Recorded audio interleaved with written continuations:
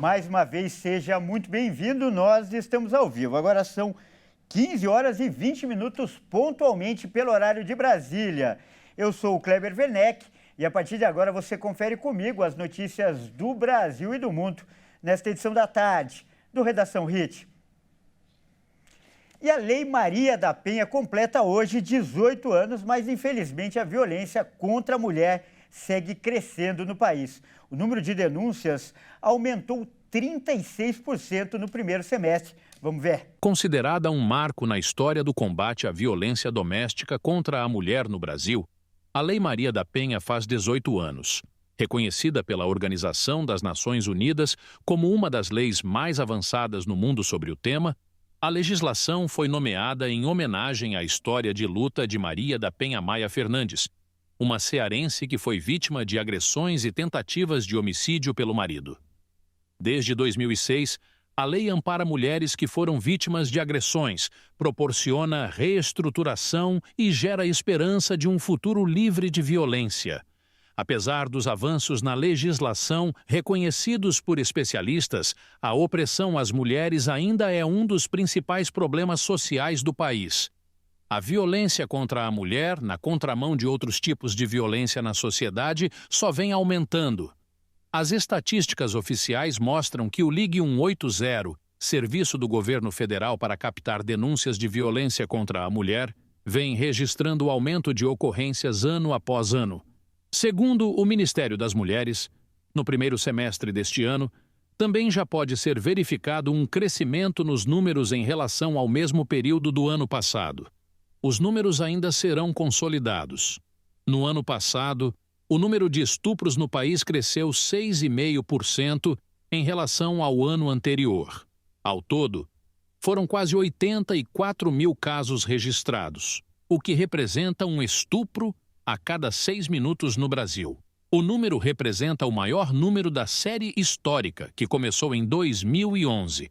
E as maiores vítimas do crime no país são meninas negras de até 13 anos. Olha, e essa é uma luta de todos, de mulheres, mas também de homens. Então a gente vai continuar falando dos 18 anos da Lei Maria da Penha. E vamos então ao Mato Grosso do Sul, lá direto, onde está a repórter Fabiane Dorta. E ela vai falar agora com uma defensora pública. E eu vou perguntar para ela, para a Fabiane, quais os principais avanços que essa lei trouxe. Boa tarde, Fabiane. Boa tarde, Kleber. Boa tarde a todos que estão conosco. A Lei Maria da Penha é considerada uma referência mundial no combate à violência contra as mulheres e essa legislação provocou uma série de transformações ao longo desse período. É sobre isso que a gente conversa com a defensora pública Inês Batiste, que atua nessa área. Inês, boa tarde. Obrigada pela sua presença. Gostaria de começar te perguntando quais foram as conquistas, né? O que mudou para as mulheres nesse período? Boa tarde. A Lei Maria da Penha ela é considerada pela ONU como uma das 3 leis mais completas no combate à violência doméstica e, com certeza, ela foi um divisor de água para as nossas mulheres no Brasil. Ela trouxe mais visibilidade sobre esse grande problema que fere a nossa sociedade, as famílias brasileiras.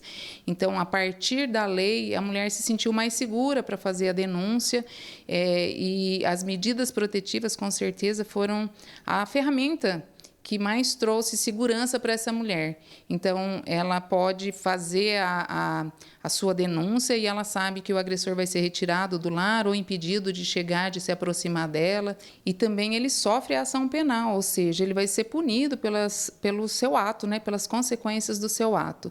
Então, no caso de descumprimento, isso vai se agravando. A lei prevê que ele pode ser preso imediatamente no caso de descumprimento e uma série de outros meios de proteção para a mulher. Com relação aos desafios, a gente sabe que essa legislação ainda não foi implementada em sua totalidade. Quais aspectos são necessários aí em todo o Brasil, que são os principais pontos que a gente precisa ficar atento com relação a essa lei? Nós temos ainda muitos desafios. Hoje a lei completa 18 anos e trouxe muitas coisas boas para a nossa sociedade, mas ela não foi completamente implementada. Então, eu vou pontuar 3 aspectos que a gente acha que precisa ser melhorado, que em muitas comarcas ainda do Brasil afora, nós não temos um juizado especial da violência doméstica, onde possam correr todas as ações atinentes a essa temática.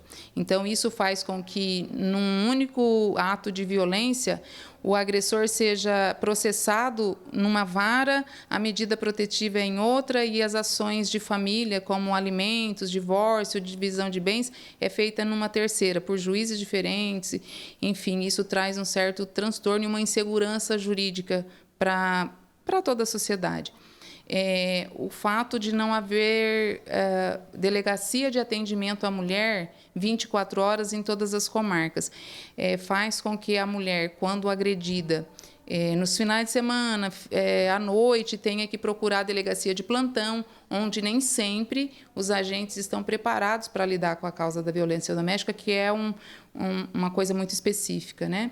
E, por fim, a falta de políticas públicas que deem geração de renda e emprego para essas mulheres. É sabido que um dos fatores mais importantes na dificuldade da mulher sair do ciclo de violência é justamente a dependência financeira do seu companheiro agressor.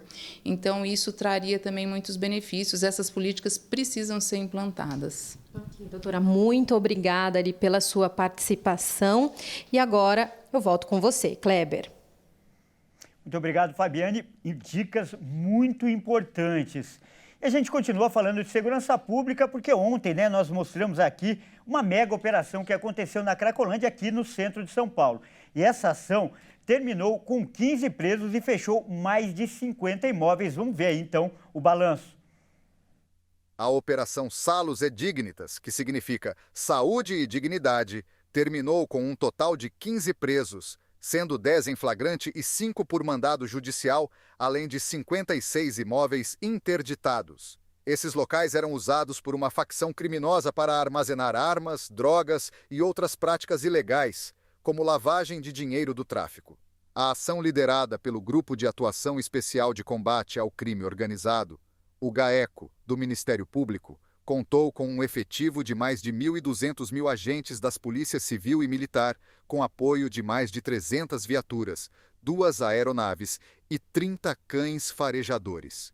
Segundo o GAECO, foram apreendidos 348 munições, 122 celulares, 78 veículos, 35 computadores, 22 quilos de drogas, 8 radiocomunicadores, 3 armas e 2 simulacros. As equipes ainda apreenderam mais de R$ 264 mil em espécie. Ao todo, foram cumpridos 117 mandados de busca e apreensão e 7 de prisão. 2 suspeitos estão foragidos. As investigações que começaram há um ano apontavam que os criminosos usavam a estrutura comercial da região para fomentar o tráfico de drogas com exploração dos dependentes químicos. Ações sociais integradas do Estado e do município atenderam famílias que estavam hospedadas nos imóveis alvos da operação e acolhidas por profissionais de saúde e da assistência social. As pessoas tiveram acesso à emissão de documentos, alimentação, distribuição de kits com roupas e produtos de higiene pessoal. E a gente muda de assunto para falar de transportes e com uma notícia que impacta muito o seu dia a dia.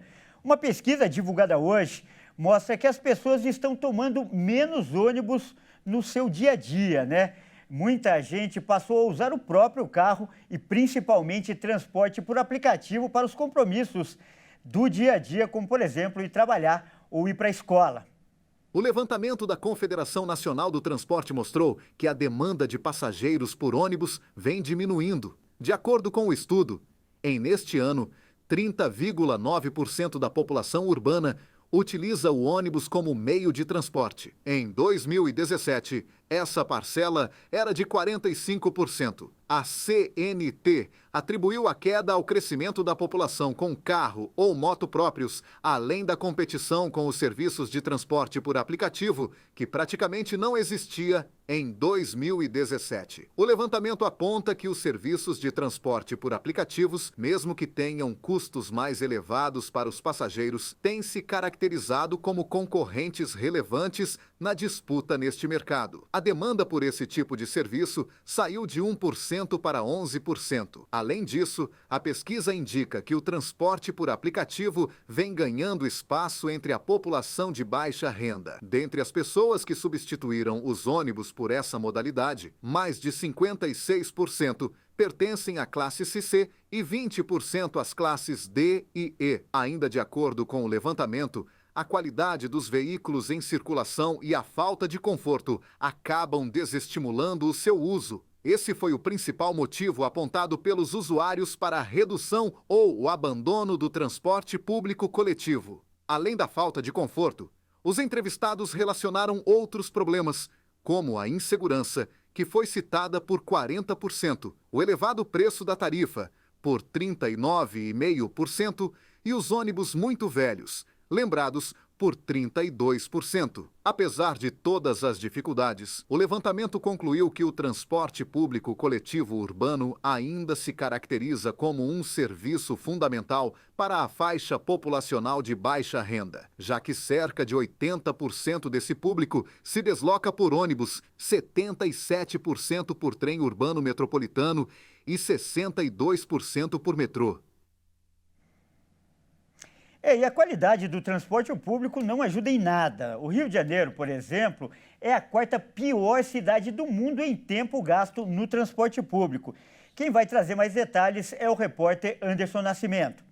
Segundo o relatório global sobre transporte público promovido pelo aplicativo Movit, 12% das viagens no Rio de Janeiro têm pelo menos 2 horas de duração. Enquanto a Alemanha, República Tcheca e Japão se orgulham, 10 cidades do Brasil foram consideradas ineficientes quando o assunto é perda de tempo na mobilidade. Dessas cidades, o Rio levou o 4º pior tempo. Nilópolis é uma das cidades da Baixada Fluminense mais afetadas com o desperdício de tempo dentro do ônibus. O levantamento apontado pela Confederação Nacional do Transporte diz que os serviços por aplicativos, mesmo com custos mais elevados, têm se caracterizado como correntes relevantes na disputa neste mercado. A demanda por esse tipo de viagem teve um salto considerável. O estudo feito pela Associação Nacional das Empresas de Transporte Urbano diz que, devido ao cenário, observa-se que a baixa demanda dos ônibus tende a reduzir o capital de giro dos operados, e o que impõe a dificuldade em aspectos operacionais e gestão com a renovação de frota. A intenção é que, com a ajuda da tecnologia, o serviço de locomoção melhore, informando o tempo que o transporte virá até o local do passageiro e quanto tempo ele levará ao seu destino. E do Rio de Janeiro nós vamos para São Paulo. O nosso repórter, o Fernando Jesus, está em um ponto de ônibus que fica em uma movimentada avenida aqui do centro de São Paulo. Vamos ver então se ele consegue falar com algum passageiro por lá. Ele vai aparecer aqui no telão. Boa tarde, Fernando. Seja muito bem-vindo. As pessoas aí estão muito incomodadas com a qualidade do transporte público? Boa tarde, Kleber. Boa tarde a todos que nos assistem. Antes da gente conversar com alguns passageiros, um outro dado importante é que a cada 10 passageiros, 5 preferem pagar um pouco mais caro em carros de aplicativo para poder chegar ao seu destino mais rápido e até mesmo mais confortável. Nós vamos agora conversar com alguns passageiros aqui do ponto de ônibus. No seu dia a dia, você prefere utilizar o transporte público ou os carros de aplicativo? O que está mais acessível é ônibus mesmo, mas é sempre bom pegar um Uber quando dá, né? É mais conforto e às vezes chega mais rápido. Em relação à qualidade do transporte público, você se sente satisfeita ou insatisfeita? É que na onde eu moro, o ônibus que eu pego, que é inclusive aqui o Paissandu, é muito cheio, mas eu sempre vou sentada porque eu pego ele no início. É isso. Em relação ao conforto, você prefere pagar um pouco mais caro em aplicativo para ir sentado ou em pé no ônibus? Dependendo para onde eu vou, eu prefiro pagar mais caro, sim. Tá certo, então. Vamos conversar aqui com mais uma passageira que utiliza o transporte público frequentemente, Kleber. Você costuma utilizar o transporte público frequentemente no dia a dia ou prefere pagar num carro de aplicativo? Eu prefiro pagar um carro de aplicativo, geralmente, para às vezes chegar mais rápido. Dependendo da rota que eu faço, o conforto às vezes compensa mais. Sempre eu pego o ônibus todo dia, né? Só que se eu tiver a opção de pegar o Uber, eu pego o Uber. Ou carro de aplicativo. E em relação à qualidade do transporte público, você se sente satisfeita ou insatisfeita? Não, a qualidade do transporte público não existe, porque eu acredito que eles colocam muito mais gente do que se cabe dentro do ônibus, né?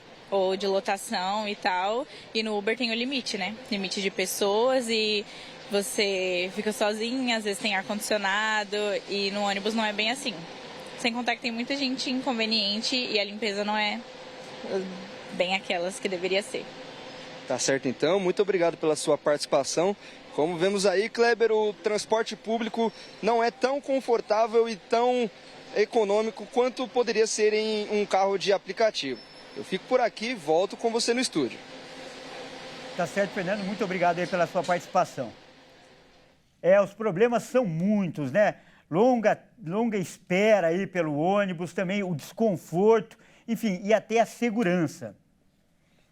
Bom, e para falar mais sobre esse assunto, então, que, como eu repito, afeta a vida de muita gente, nós vamos conversar agora com um especialista em transporte público e para falar de tudo isso que eu acabei de relatar aqui sobre esses problemas e também essa mudança. O nosso convidado é o Rafael Drummond, ele que é especialista em mobilidade urbana.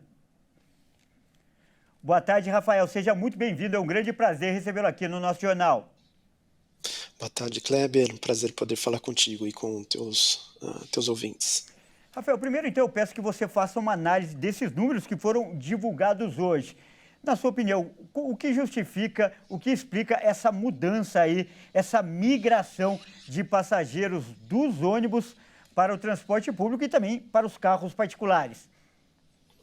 Essa pesquisa da CNT realmente é muito preocupante, porque mostra um aumento muito grande do uso de transporte particular e uma queda muito acentuada do transporte público, né? A gente vê que as cidades não têm capacidade, não aguentam o tanto uso de carro, o tanto uso de moto, e as pessoas que mais dependem do transporte público não estão recebendo a devida atenção, né? Então, isso está aparecendo agora nos números.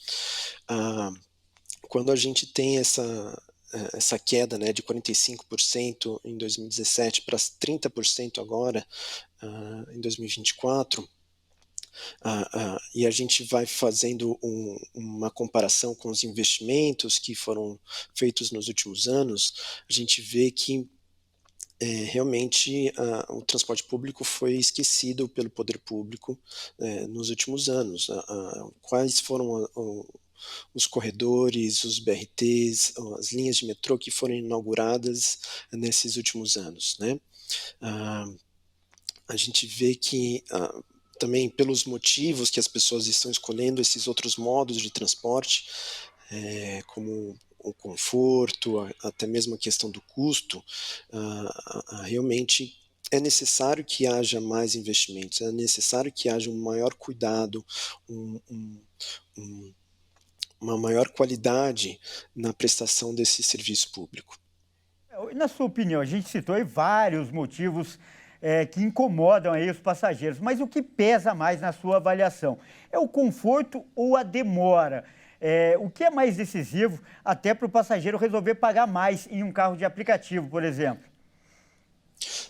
Não somente essa pesquisa mostra, né, o principal motivo é o tempo gasto no trajeto, então as pessoas estão escolhendo os aplicativos porque eles são mais rápidos nesses trajetos, mas outras pesquisas históricas em outras cidades, em outros países também mostram que o tempo de espera nos pontos de ônibus é um fator muito determinante. Então eu acho que é o principal motivo, deveria ser a principal ponto a ser enfocado pelo poder público, né, para poder combater essa situação, porque realmente é não só desgastante você ficar muito tempo no transporte público, mas psicologicamente o tempo de espera é sempre mais incômodo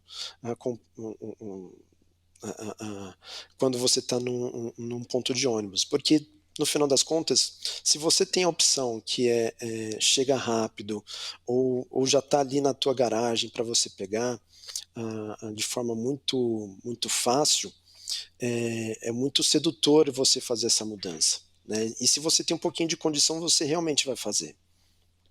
Muito bem lembrado, né, Rafael? Até porque a gente vive numa sociedade cada vez mais dominada pela ansiedade.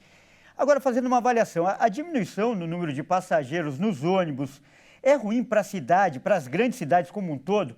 Isso porque significa que mais carros estão nas ruas, e mesmo que sejam de aplicativos, né? E por isso o trânsito deve ficar pior e a mobilidade como um todo também deve piorar? Sim, eu acredito que, apesar de ser compreensível essa mudança, compreensível essa escolha da população, é pior para ela, é pior para a cidade, é pior para o conjunto da sociedade, né? Porque você vai ter um aumento muito grande de pessoas utilizando o carro em vias que não são adequadas para isso. E se for necessário construir mais infraestrutura para carro, você constrói uma cidade que é cada vez mais segregada. Então, por exemplo, quando você tem uma estrada, uma via expressa no meio entre um bairro, é muito difícil de você atravessar de um bairro para o outro, atravessar a pé, fazer pequenos trajetos, tendo que atravessar essa barreira urbana, né? Então, quando a cidade se dedica ao carro, quando a sociedade se dedica a esse transporte individual, pior é para ela, pior é para a qualidade de vida.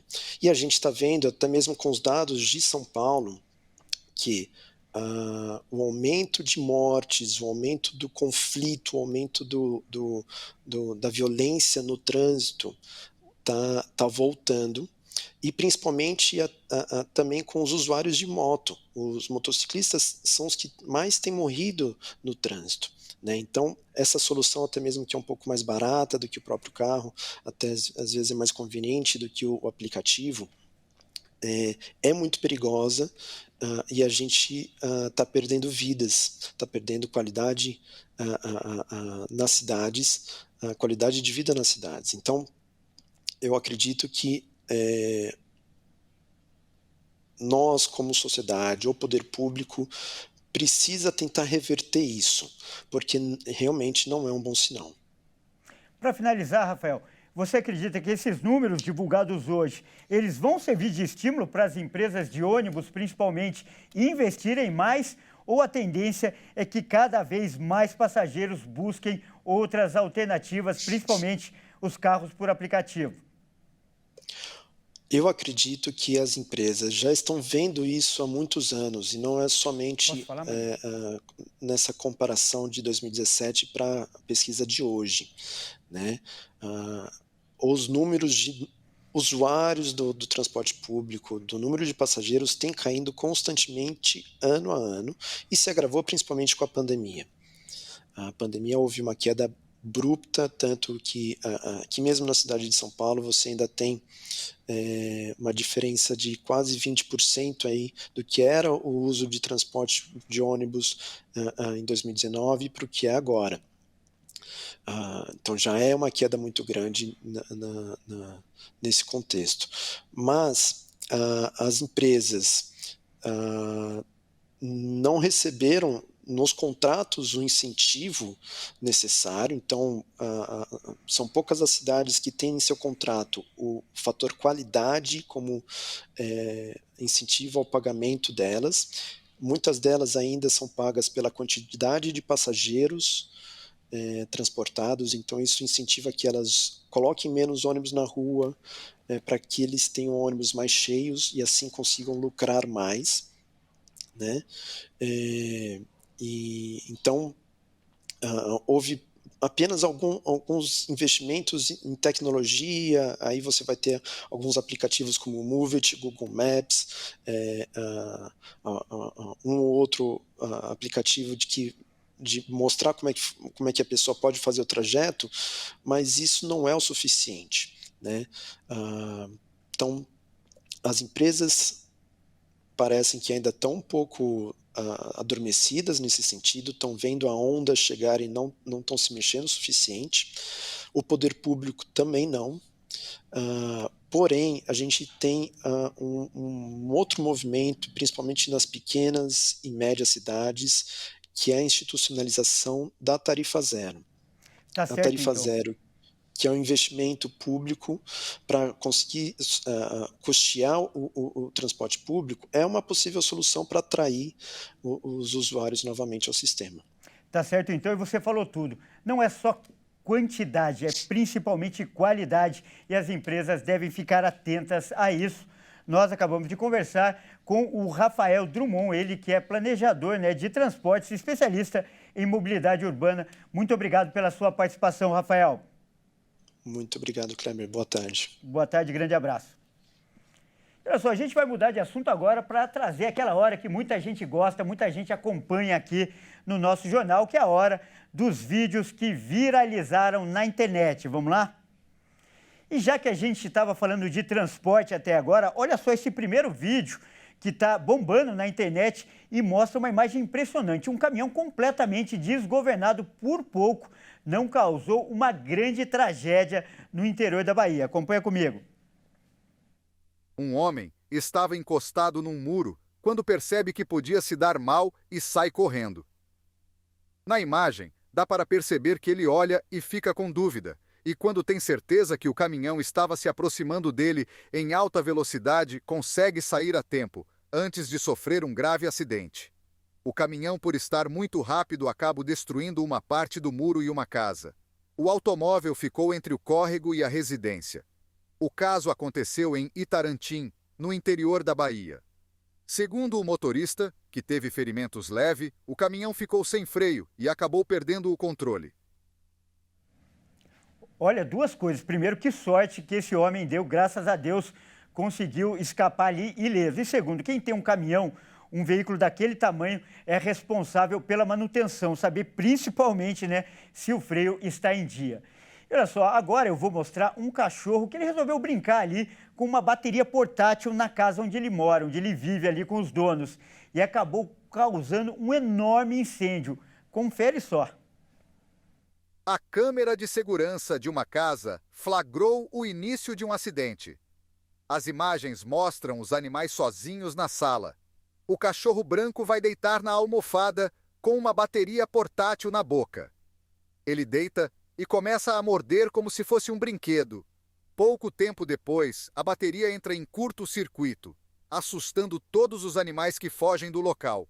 As faíscas do curto-circuito incendiaram a almofada. As chamas aumentam e começam a se espalhar, atingindo o sofá. O incêndio foi apagado pelos bombeiros e os animais escaparam da casa em chamas por uma porta de cachorro enquanto os donos dormiam. E hoje em dia é cada vez maior o número de pessoas que têm animais, né, principalmente cachorros, dentro de casa. Mas é preciso ter responsabilidade e não deixar tudo ali ao alcance dos animais, porque, como eu disse, a responsabilidade não é do cãozinho, a responsabilidade sempre é do dono. E olha só, um casal do interior do Espírito Santo tomou um grande susto num dia muito especial. Isso porque acontecia o chá de revelação do filho, mas um sinalizador explodiu e o susto foi grande. Olha só essa imagem. Um chá revelação no interior do Espírito Santo. Acabou em acidente. O casal Carlos Henrique e a Daiane Figueiredo, pais que passaram pelo susto, falaram que a situação ficou bem, apesar do incidente. Segundo a Daiane, não conseguiu ter noção e nem dimensão do que estava acontecendo no momento. O casal comprou pela internet 2 latões de fumaça e apenas um explodiu e ainda acabou machucando o marido. Carlos acabou tendo queimaduras leves no pescoço, orelha e na nuca. O filho, para que está para nascer, se chama Aquiles.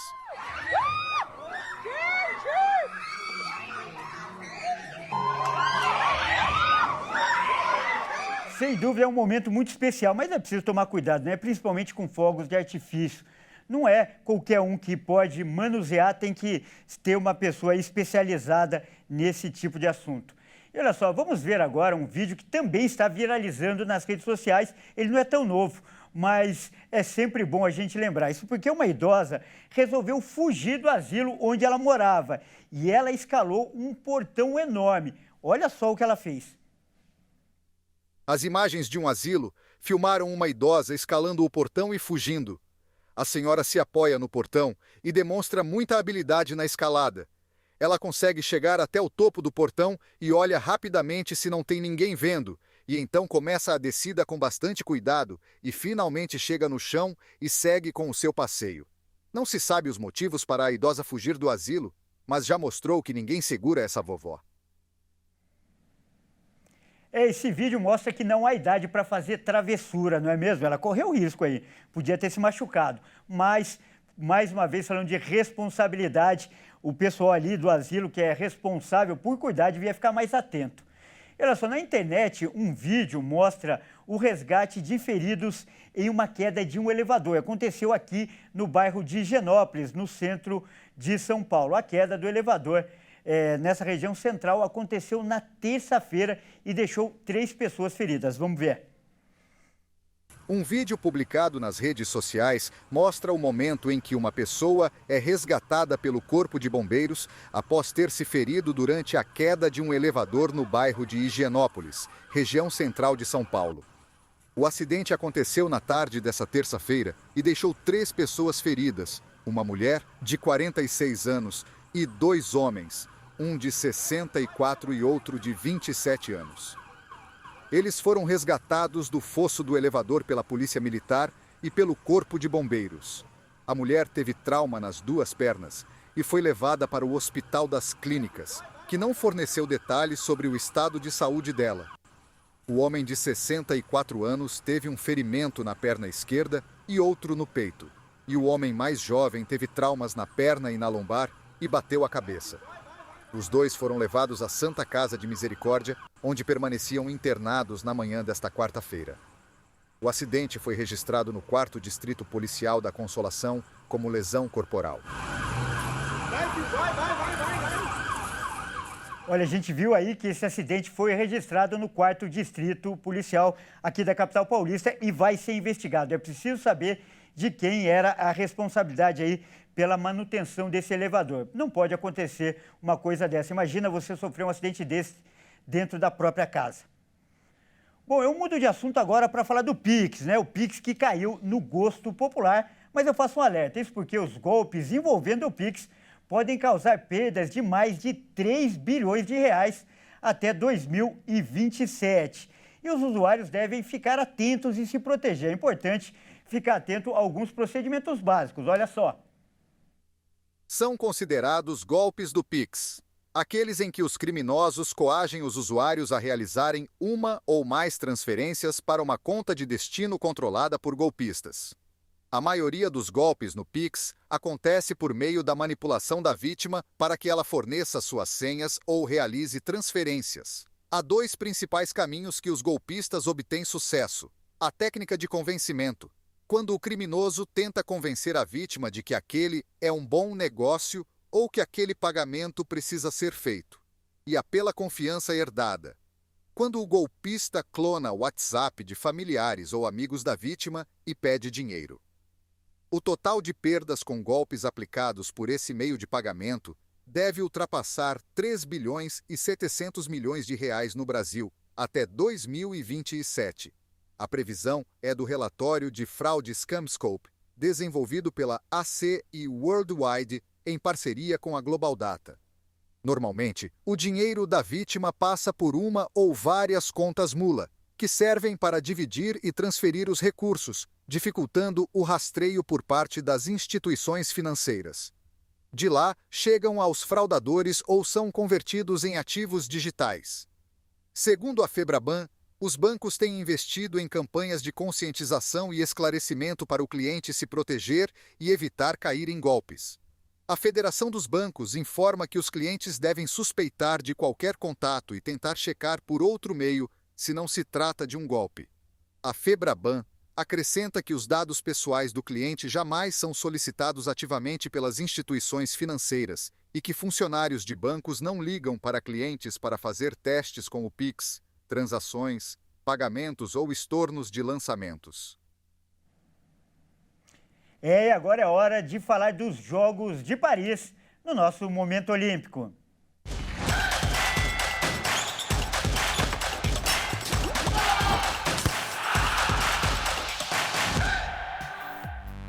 E olha só que boa notícia, nós já abrimos o nosso Momento Olímpico com uma medalha brasileira. Agora há pouco aconteceu a final do skate park masculino, competição que contou com a participação de 3 brasileiros na final. E Augusto Aico fez uma ótima participação e garantiu a medalha de bronze para o Brasil. Vamos ver. Bronze para o Brasil no skate park. Augusto Akio, o Japinha, conquistou a 3ª colocação na modalidade, consolidando o protagonismo brasileiro no skate olímpico com mais um pódio. O brasileiro alcançou a nota de 91,85, menos de 0,50 da prata e a 1,26 do ouro. Além dele, o Brasil também teve Pedro Barros e Luigi Cini, que ficaram com a 4ª e 7ª colocação, respectivamente. O ouro ficou com o australiano Keegan Palmer e a prata com o americano Tom Shaw. E a dupla de vôlei de praia feminino, Ana Patrícia e Duda, segue invicta na competição e chegam fortes para a disputa da semifinal. E são fortes candidatas ao ouro pelo Brasil. Vamos ver. Ana Patrícia e Duda venceram a dupla da Letônia, Tina e Anastasia, hoje pelas quartas de final do vôlei de praia feminino. As brasileiras começaram com um susto, onde as letãs abriram 6 pontos de vantagem, mas logo se recuperaram e ganharam o set de virada, por 21-16. No segundo set, nem deram chance às adversárias e venceram por 21-10. Agora, as brasileiras número 1 do mundo vão enfrentar as australianas na semifinal, em um jogo que vai acontecer na quinta-feira, às 16 horas. E o Brasil estará sim na final do futebol masculino das Olimpíadas. Não, é claro, como o torcedor queria, com o time. Mas o árbitro da grande final será um brasileiro. Ramon Abate Abel vai comandar a partida. Vamos ver. Além de valer uma medalha aos atletas, a final olímpica do futebol masculino vai valer ouro para a história do catarinense e árbitro FIFA Ramon Abate Abel. Ele será o primeiro brasileiro na história a comandar uma final do torneio olímpico. O confronto acontece nesta sexta-feira entre França e Espanha, 1h da tarde, no Parque dos Príncipes, a casa do PSG. O brasileiro terá no trio de arbitragem Rafael Alves e Guilherme Camilo, todos designados pela Federação Internacional de Futebol, a FIFA. Ramon Abate Abel faz parte do quadro da CBF, da Conmebol e da FIFA. O profissional acumula uma série de partidas importantes no cenário internacional e brasileiro. Esse será o 4º jogo das Olimpíadas em que o catarinense irá atuar. Ramon foi árbitro principal na primeira rodada do futebol feminino, na partida entre Estados Unidos e Zâmbia, e na segunda rodada ele foi 4º árbitro no confronto entre Israel e Paraguai, válido pelo campeonato masculino. Abate voltou a comandar o apito na 3ª rodada do masculino no duelo entre Marrocos e Iraque. Na final olímpica deste ano, França e Espanha vão buscar a 2ª medalha de ouro na modalidade. Os franceses foram campeões em 1984 contra o Brasil, enquanto os espanhóis levaram o ouro em 1992. Bom, e nós desejamos boa sorte aí para o nosso árbitro. Essa edição fica por aqui. Eu agradeço demais pela sua companhia. Não se esqueça que às 18h30 eu volto com mais notícias para você. Até mais.